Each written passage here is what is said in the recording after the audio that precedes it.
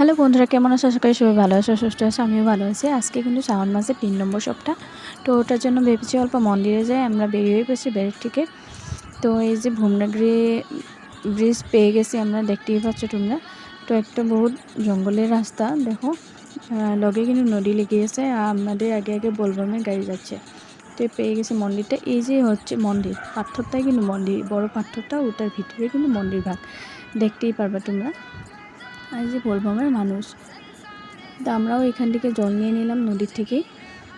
তো ফুল বেতরাও নিয়ে নিয়েছি।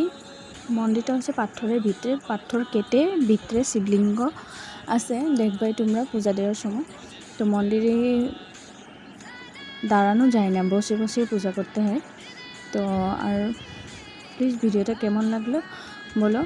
তো আমার সুন্দর বহুত হ্যাপি, অনেকে ছোটো বাচ্চা আছে। আর এখানে ভিডিওটা, বাই বাই।